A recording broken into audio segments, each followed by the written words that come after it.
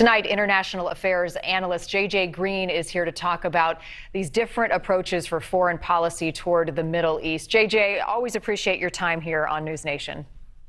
Hey, Marnie, it's good to be with you again. I'd like to start with Afghanistan and withdrawing troops. What is at stake in pulling all U.S. troops? Well, it's timing, and we have to remember that there is a right time, according to the military folks that I've spoken to and the experts there's a right time and a wrong time to leave there. And they say the right time to leave is when the threat is such that Afghanistan can handle it and suppress it on its own with a little help from its friends.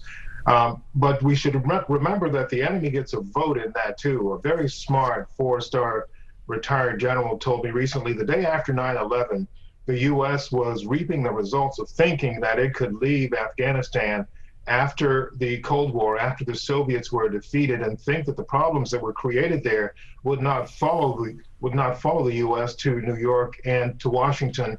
And we found out on 9/11 that they did. And another example of how an early exit can come back to haunt you is the situation with the early pullout in Iraq. We know that $1 billion terror organization was created. And as a result of that, there was all sorts of terrorism, murder, mayhem, rape, refugees, displaced people, lots of problems that came from that. Well, given all of what you just said, JJ, what is the careful, responsible approach to bringing America's troops home from Afghanistan? Yeah, so when do we leave? That's a really interesting question, Marnie. And what I've been hearing and what I've learned is we should remember that we've been in Afghanistan for about 20 years now. We should remember that the U.S. still has troops in Germany, 65 years after World War II. And there's still troops in Korea, 67 years after the truce was signed. So the thing is, you have to do it responsibly, and you have to do it when things are right, the conditions on the ground are right. And Afghanistan is not in a position right now, according to the military and the experts, to do it by itself. It needs some help from its friends, perhaps its regional friends, but now may not be the best time. But certainly, I'm sure the Biden administration is going to give it their best go to try to figure out when is. And some do argue that it makes America more vulnerable to a terrorist attack by pulling all troops right now. JJ, I want to talk to you about nuclear arms. We know Russia and China are moving forward with some new and advanced, better technology in terms of their weapon capabilities.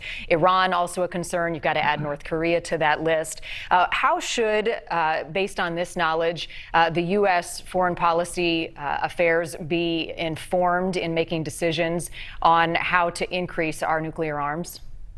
Well, a key question that they're wrestling with right now is how would delaying modernizing the nuclear triad impact U.S. readiness? And I can tell you this: the Minuteman III has been on alert for 50 years now, and so it's been out there. The Air Force has said it's committed to modernizing it because it needs to be modernized because upgrading it is not very cost effective. So modernizing it, a new system is what's needed because it would work better and it would fill in those capability gaps. And we should remember, I'm told as well, that the Minuteman III, you just can't keep upgrading it. At some point, you're going to have to stop and start with something new. Critical point in national foreign policy right now, both in Afghanistan and also with our nuclear capability. JJ, appreciate your time as always. Thank you. Pleasure, Marnie.